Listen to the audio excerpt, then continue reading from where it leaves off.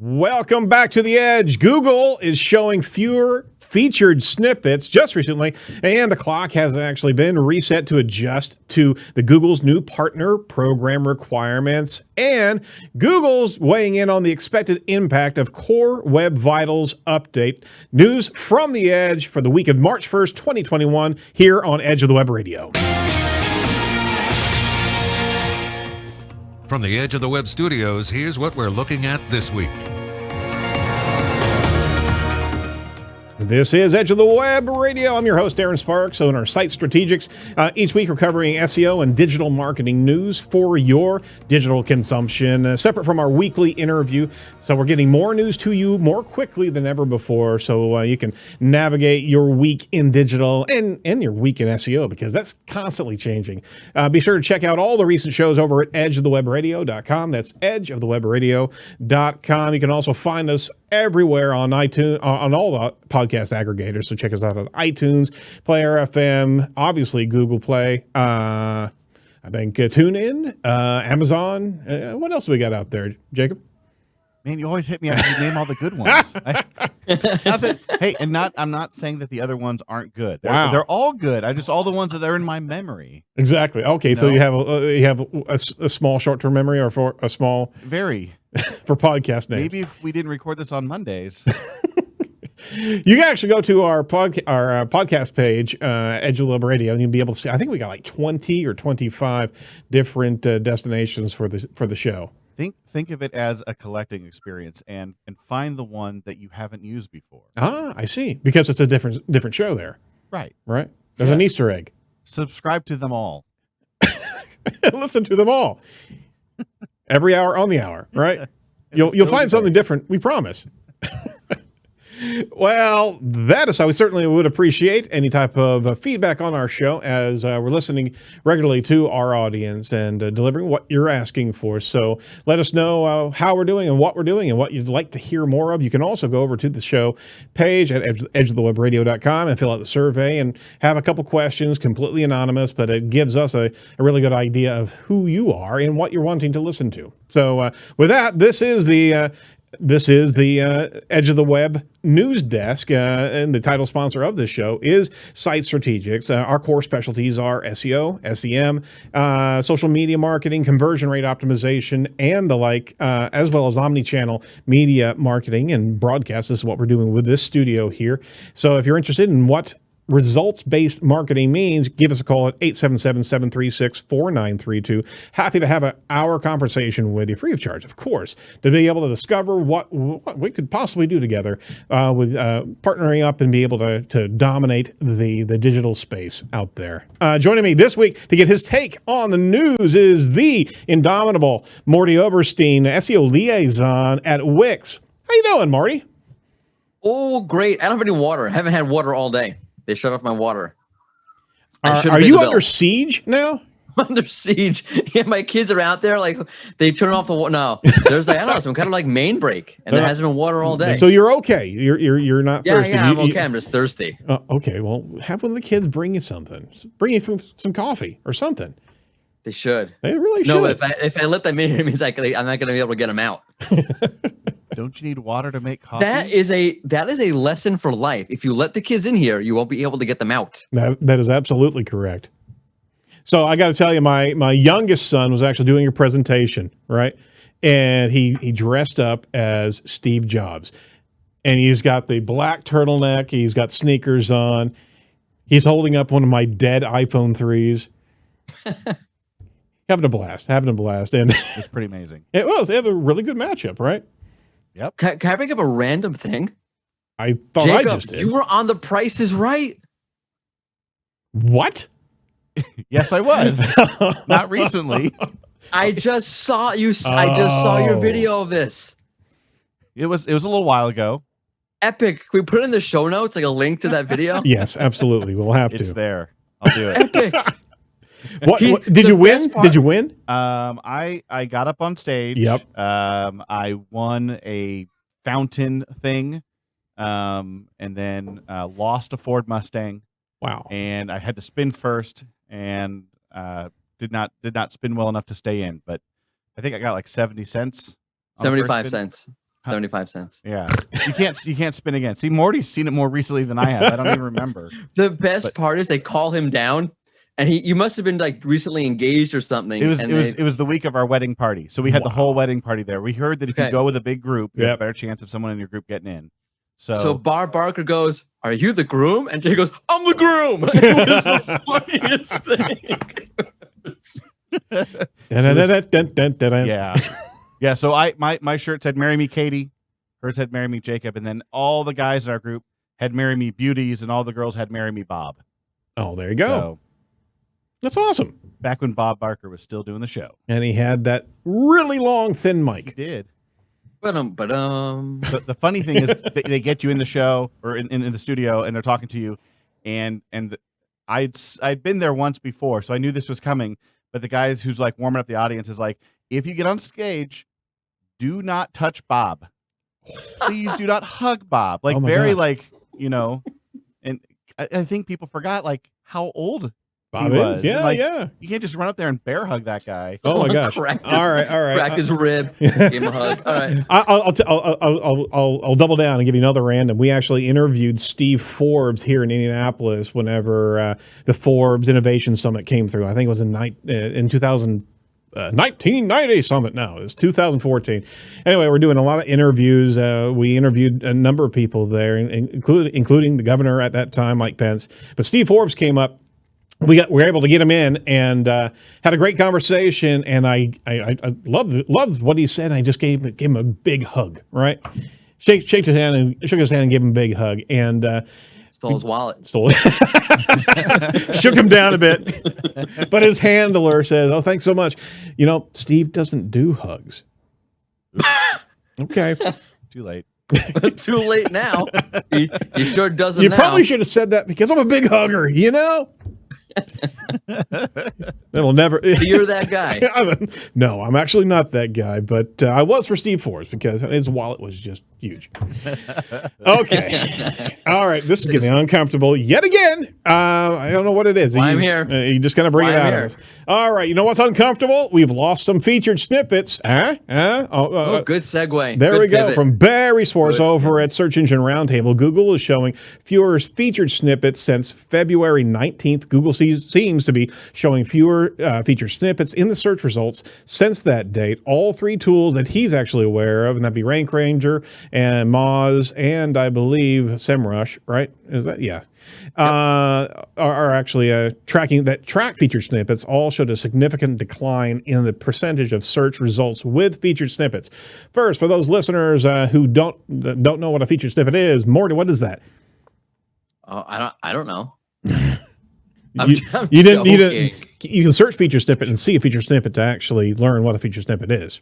Right. It's when you Google something like, I don't know, how to change the battery in your Walkman. What's a Walkman? Oh my gosh. Yep. We're dating ourselves. Myself. The yellow one, the sports one. Oh, Epic. yeah. Anyway. There you go. There you go. That showed up in Back to the Future, I think, too. Did it? Yeah, the yellow one? Maybe. The Sony one. Yeah, with the fuzzy headphones. Yep. Yeah, like the foam. Yeah, Marty was standing over him with a hazmat suit. Yeah. All right. Oh, that's right. That's right. Oh, good call. That was my second Back to the Future reference today. You didn't hear the first one, guys. Sorry, it was during our meeting. Anyway, what the heck is a feature snippet? So you Google something like, I don't know, how to change a battery to smoke detector, let's say. Yep. And Google will offer you a snippet of content. It could be a video, it could be a bulleted list, it could be a number list, it could be a short little paragraph. Yep. And there's generally the answer to your question, or at least part of the answer to your question, and then the URL to a website. It's a big old box that in theory, should the user not be satisfied enough with the answer provided in the box, click on through to your website. Right. And now a lot of them are gone. There are, and Mozcast is showing from a decline, 7.5 of search engines having feature snippets, search engine results, I should say, down to 4.5% of the search. I mean, that's a dramatic change. What's the drop on that from 7.5 to 4.5? That's over 40%. And that's huge. That's huge. That's not normal. And we've been watching and been talking about that's a representation of the knowledge graph. The Google understanding different topics and subtopics, and really being able to provide information and be able to rank information according to how it understands the world. Right. So feature snippets have always been a kind of almost like an anointment of sorts to certain sites that had the authority to be able to be separated from the organic pack. So all of a sudden, a massive amount of feature snippets are just gone for right now.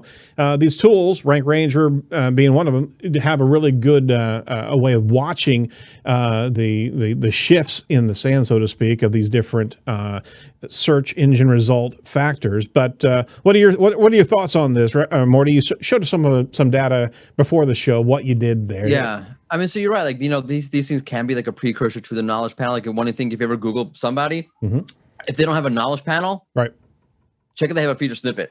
Like, who is Aaron Sparks? Does that produce a feature snippet?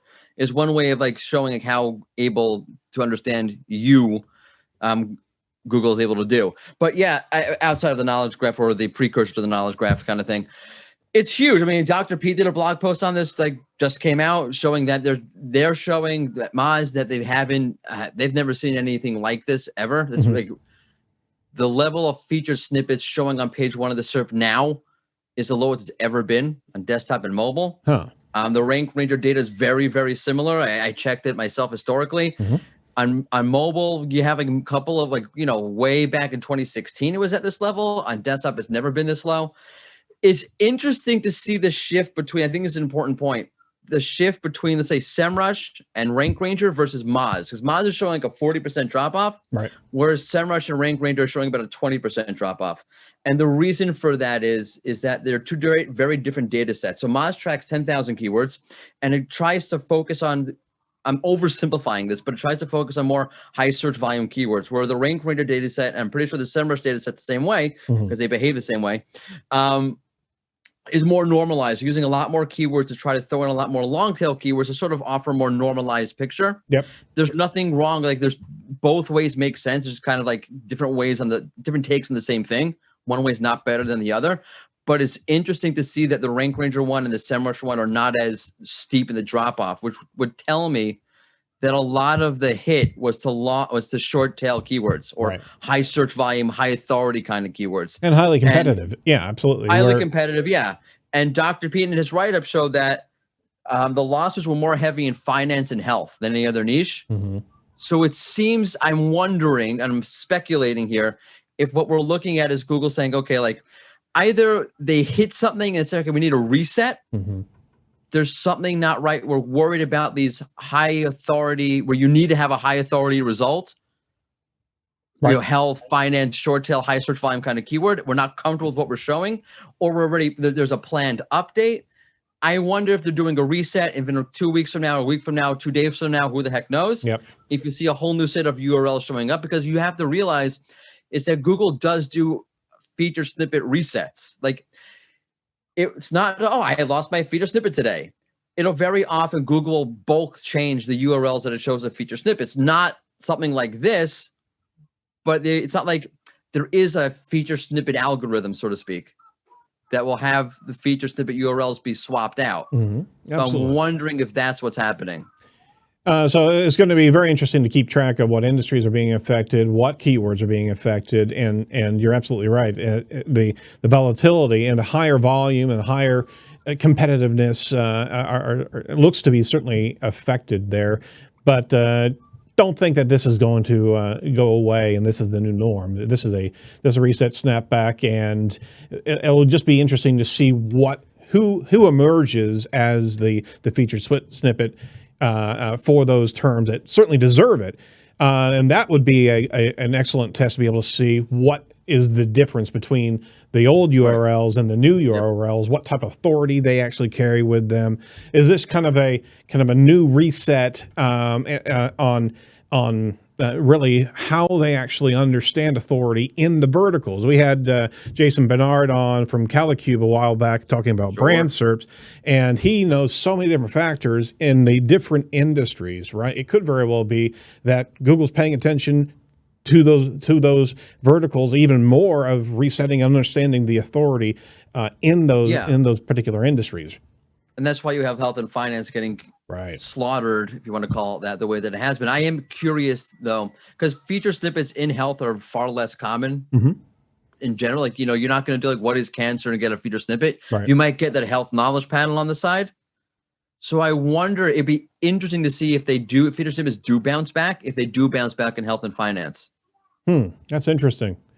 Well, we're also seeing a lot of subtopics too, and that's another panel that's starting to come up more and more. Is it's kind of like people also ask, but it's actually a defined category, a subcategory of a particular key Right, that's topic, like a knowledge right? Yeah. Right. Yeah, it's a knowledge panel. It's like a topical knowledge panel because Right. topics are entities. Yep, exactly. So yeah, I checked. I ain't checked mods, checked rank rangers. I didn't see knowledge panels go up. That's not to say that they didn't. Like people have to remember, like these are tools. It's really complicated. Things change in the DOM all the time that are really hard to pick up. Yep.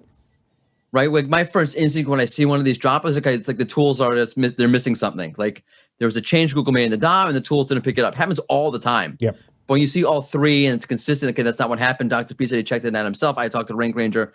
Like that's not what happened. But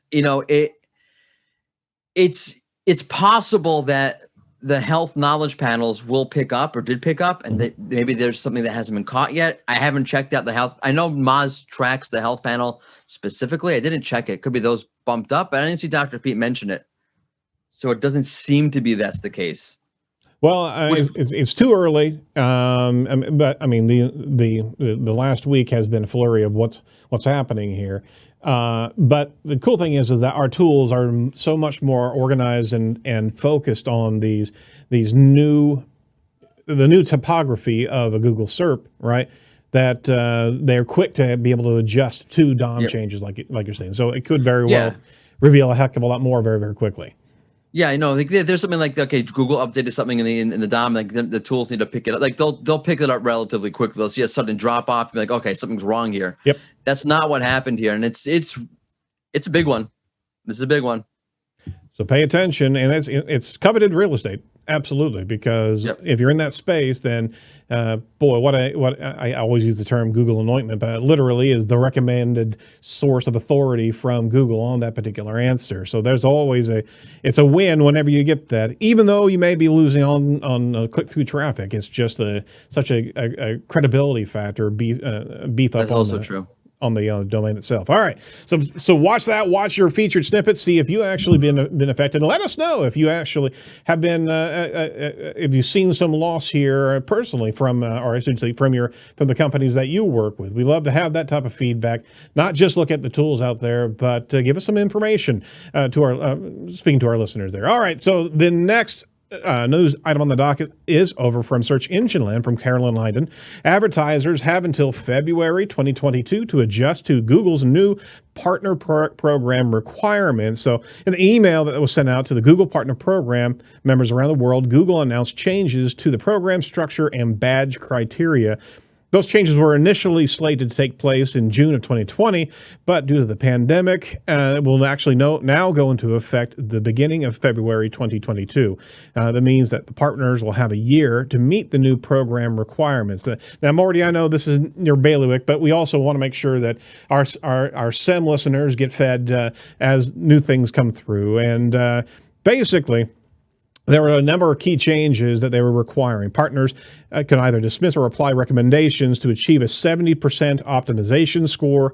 Those were one of the requirements. They also had a spend threshold that had to remain during a 90-day period of time, $10,000 across all of the partners' managed accounts, which should be reasonable to have. But there were also some additional factors of at least 50% of the account strategists identified need to be certified by Google Ads. That seems somewhat reasonable, but whenever you got into deeper requirements of bringing the recommendations that Google AdWords was actually referring to each and every account to your client, then there's started to get some challenges. We saw a number of individuals in the PPC and SEM space raise their hand on that one and get really, really actually upset, and even to the degree of challenging the badge certification into a separate badge that is customer focused, not Google spend focused. I think Will Critchlow was one of the key members there, and I mean that certainly needs to be recognized. Is that if a company that you're spending money with is actually adjusting the requirements to spend more money with them, there's certainly a moment for pause there and be able to say, you know what, I think you've got some challenges in your unbiased performance data there. You know, it's conflict of interest, so to speak, to say the least. So, Morty, what are your thoughts on this? So they've gotten a reprieve, and they're not required to do that until February 2022. But at the same time, it's the same thing. They haven't adjusted any of those requirements. It's like amazing. That's the last requirement is amazing. Mm-hmm. It's just really amazing. I mean, I'm glad they pushed it off. It kind of makes a lot of sense because we're still kind of in the middle of a pandemic, even though there is a vaccine. But Yep. I don't think businesses are financially out of it yet. I don't know why you wouldn't do something like this in the middle of I'll call it like an economic anomaly.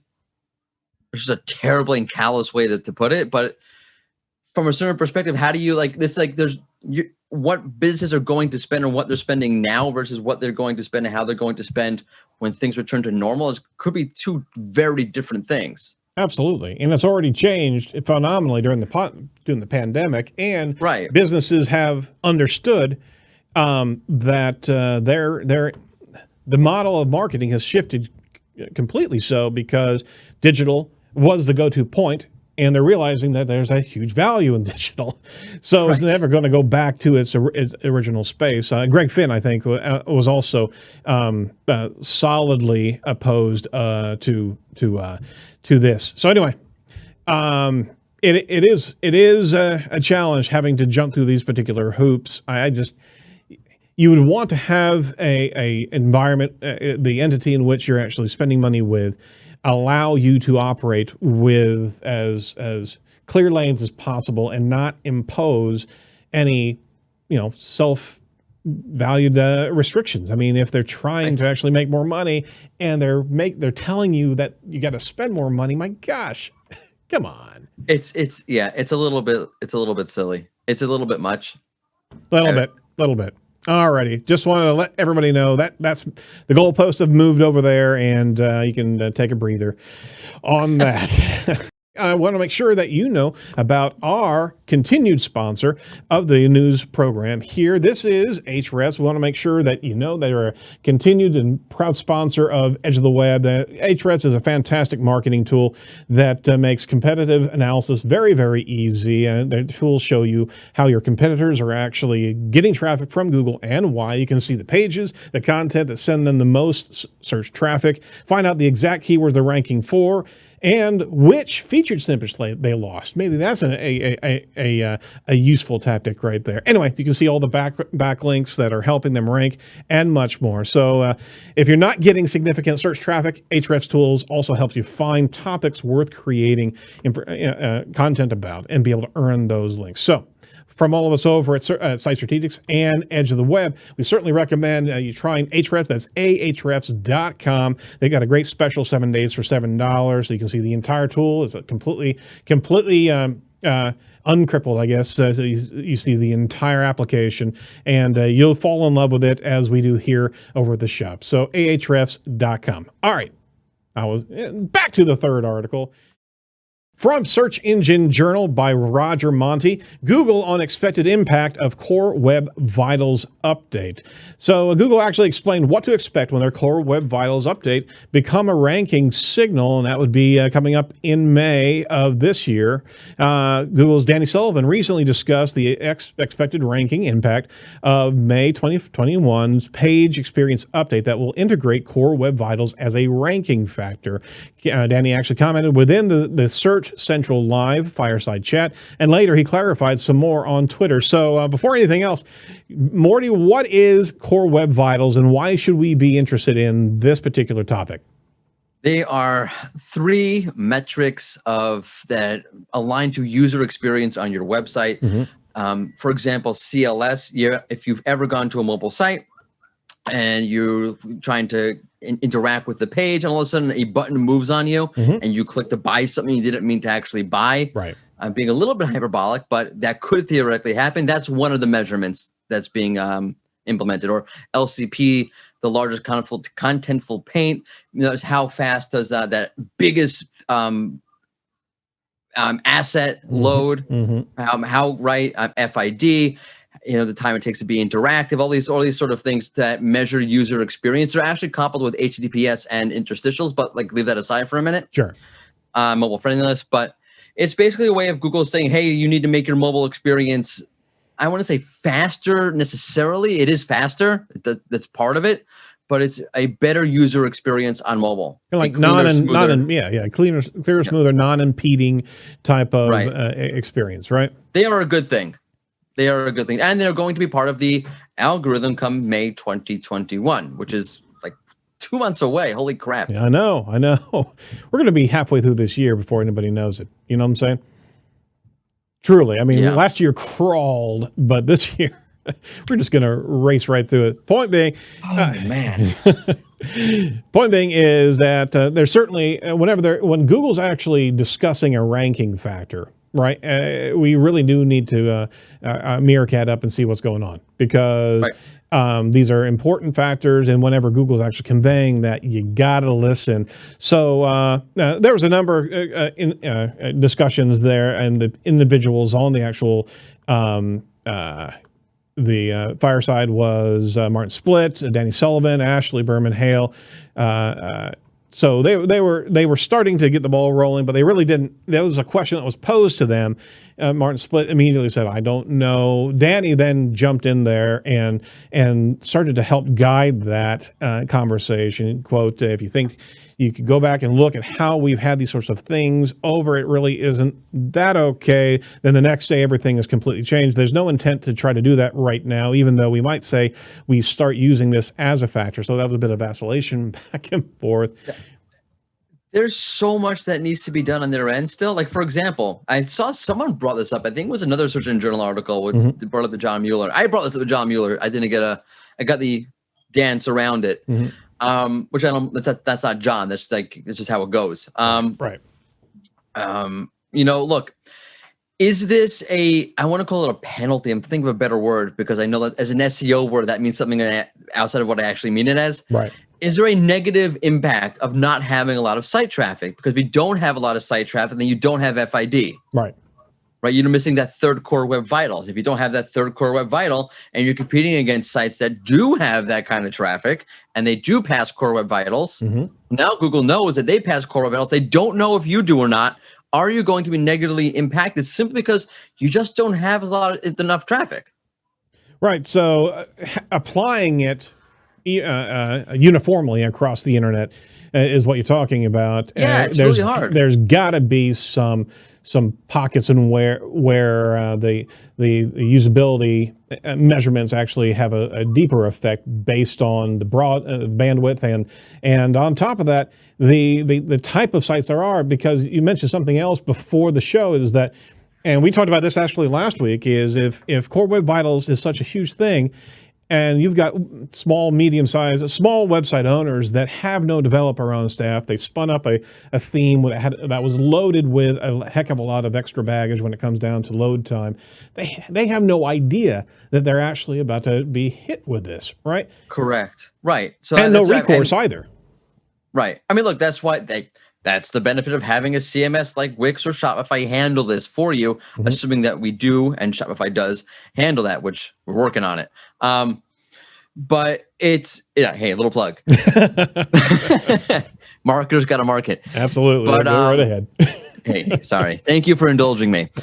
But no, it's a good point. Look, you spin up a WordPress site. You don't know exactly what you're doing. Hey, I'm just spinning up a word, and now is Google putting these sites at a disadvantage? And again, because they don't have, even if they have it right, if they don't have the traffic, even forget like the ranking factor part of it, Google wants to put out a label saying you pass Core Web Vitals.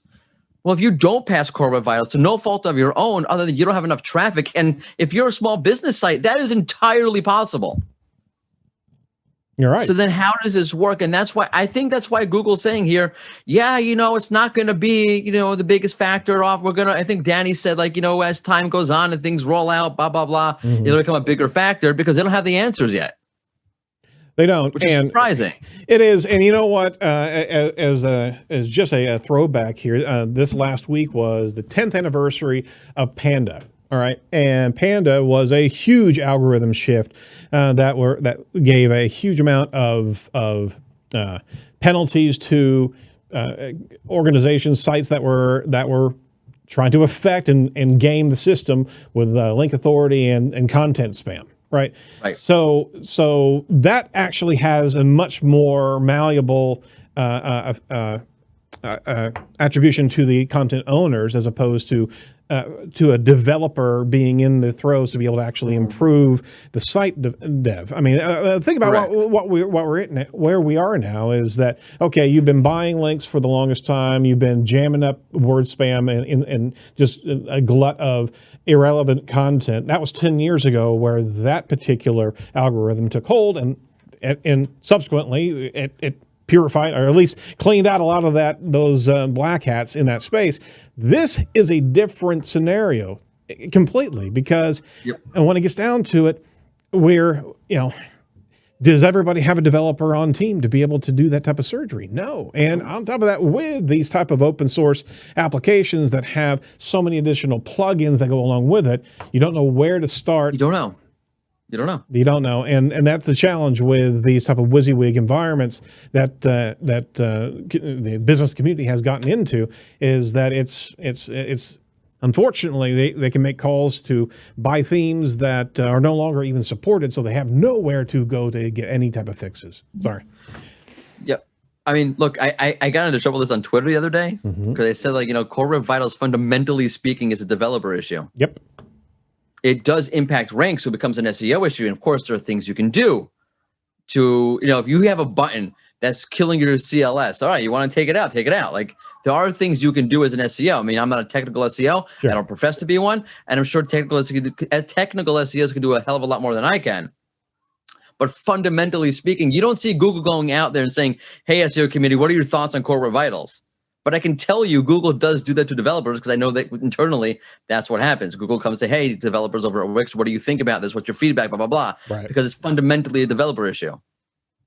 It is. And I think that's the biggest challenge here, processing this as a ranking signal that has any level of control over business owners have control over this, because there's some things that they're just not going to be able to change, right? Or improve. Wasn't there an article that came out in Search Engine Journal again? I think it might have been Roger Monti talking about how, what was it? Something with WordPress. I didn't read the article. I just saw the headlines, but something to do with that. WordPress is the core development is not owning up to handling it. Mm-hmm. And now it's falling on individual sites in some regard. Again, I didn't read the article. I just skimmed the headlines and the H2s. But yeah, now you're kind of stuck because you don't have that control. I mean, by the way, it's all the CMSs. If they don't do it, you're kind of stuck. Yep. So you gotta know if you're actually being harmed. Not being harmed. Wrong term. You gotta know if you've got some problems with your own website. So Morty, do you know any particular links right off the bat that you can send a website to be able to get that quick score? Sure. On the PageSpeed Insights. Exactly. So you can go to PageSpeed, just search for that on Google, and you'll be able to put your domain name right there, and it'll give you a mobile and a desktop feedback on your Core Web Vitals. You can also use a plugin called Lighthouse that can actually give you even better measurements on how the site's being processed.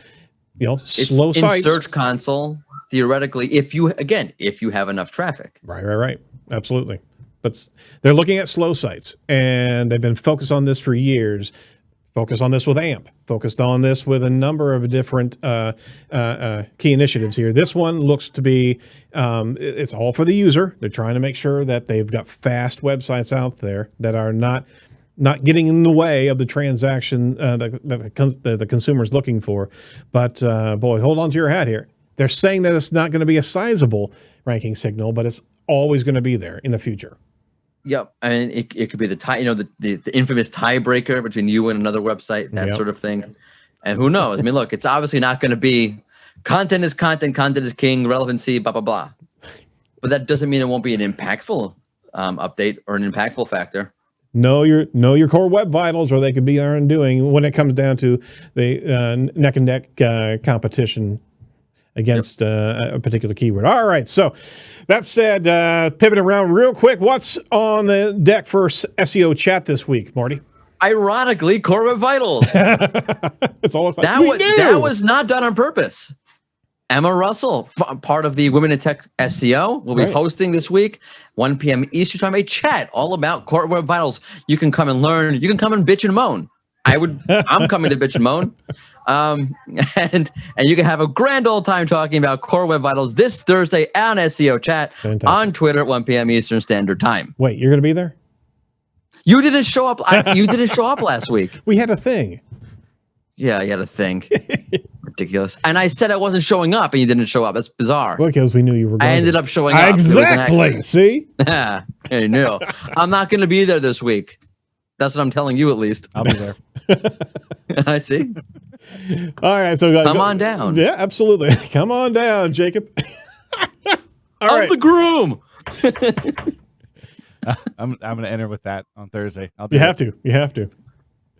All right. Well, with that, we certainly appreciate your time, Morty. We want to make sure that our listeners also subscribe to the newsletter, as we're going to be rolling out these quick pops of information for you to be able to operate your SEO week each and every week. So the show, our podcast drops on Tuesday. We'll certainly have our show page out very soon after that. So let us know how we're doing. Join the newsletter, and we certainly appreciate your time, Morty. Yeah, thanks for having me yet again. More than welcome. That's it for news this week. Be sure to check out the Craig Campbell interview, the second of the two, as we discussed website flipping and PBNs for link building. So that's an interesting conversation. Be sure to like, comment, and subscribe to our YouTube channel so we can keep on delivering you some great video content as well. We'd certainly love a review over the iTunes space and Google Play if they ever give us the ability to have reviews. So from all of us over at Edge, stay safe, stay well, and do not be a piece of cyber driftwood. We'll talk to you next week. Bye-bye.